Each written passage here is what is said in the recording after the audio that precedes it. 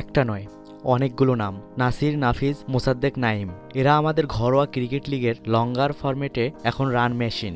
কিন্তু জাতীয় দলের নির্বাচকদের কাছে নিতান্তই অবান্তর একটি নাম। তারা টেস্ট দলে কিভাবে জায়গা পাবে? খুবই জটিল একটা প্রশ্ন। কার জায়গাতেই বা তারা খেলবে? সবাই তো ভালো খেলছে।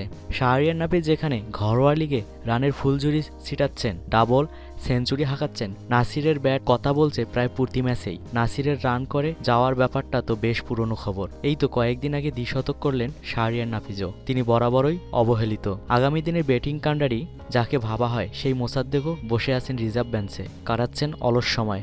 যদিও মাত্র ২১ বছর বয়সে বাংলাদেশের প্রথম শ্রেণীর ক্রিকেটে সবচেয়ে বেশি ৩টি ডাবল সেঞ্চুরি রয়েছে তার নামের পাশে। নাইম ইসলাম বা তুষার ইমরানও কম যান না লঙ্গার ভার্সন ক্রিকেটে। তাদের ব্যাটও কথা বলছে হরহামেশাই। মাহমুদুল্লাহ রিয়াদ আমাদের টেস্ট দলে এখন অটো চয়েস, কিন্তু এই অটো চয়েস টেস্টে কেমন করছেন তা যেন আমরা প্রতিনিয়তই দেখতে পাচ্ছি। এই টেস্টেও দেখলাম খারাপ ফর্ম থাকলে বিশ্বের নামিদামি ক্রিকেটাররাও যেখানে জাতীয় দল থেকে বাদ পড়ে যান, সেখানে আমাদের এখানে ব্যতিক্রম। তারা বাদ পড়েন না, কারণ তারা নাকি বড্ড সিনিয়র। মাহমুদুল্লাহ রিয়াদ টেস্টে সর্বশেষ সেঞ্চুরি করেছেন ২০১০ সালে এবং এটাই তার প্রথম ও শেষ এখন পর্যন্ত।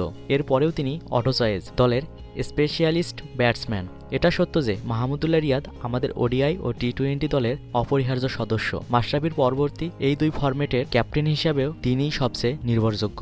এ কথা কারো অজানা নয়, কিন্তু টেস্টে অবশ্যই নয়। এতগুলো সুযোগ নষ্ট করার পর তো এই কথা জোরালো হবেই। এক ম্যাচে ৫০ করে তিনি কয়েক ম্যাচ হেসে খেলেই উইকেট দিয়ে আসবেন, এটা কেমন কথা? মমিনুলের ব্যাটিং গড় ঈর্ষণীয়, কিন্তু অনেকদিন হয়ে গেল তিনি নিজেকে কোনোভাবেই মিলে ধরতে পারছেন না। স্বয়ং কোচ নাকি চিন্তিত মমিনুলকে নিয়ে। গত ৫-৬ ইনিংস খেলে একটি হাফ সেঞ্চুরি করে টিকে যাচ্ছেন। তাকে কি একটা ব্রেক দেয়া যায় না? ঘরোয়া লিগে পারফর্ম করা আর আন্তর্জাতিকভাবে নিজেকে মেলে ধরা এক কথা নয়, কিন্তু জাতীয় দলে যাদের কথা এখানে বলা হচ্ছে তারা ঘরোয়া লিগের ওই ফ্ল্যাট পিচেও সেরকম কোনো পারফরমেন্সও দেখাতে ব্যর্থ হচ্ছেন। দ্বিতীয় ম্যাচের জন্য সুখবর, ইনফর্ম ইমরুল কায়েসকে দলে পাচ্ছে বাংলাদেশ, কিন্তু সৌম্য সরকারও রানের দেখা পেয়েছে। এখন নিজেকে অসংখ্যবার প্রমাণ করা ইমরুল তাহলে কার জায়গায় খেলবেন? কথা হচ্ছে অবহেলিত শাহরিয়ার নাফিজ, নির্বাচকদের চোখের বিষ নাসির হোসেন, মোসাদ্দেকরা কার জায়গায় খেলবেন? তারা কি তাহলে অবহেলিতই রয়ে যাবেন?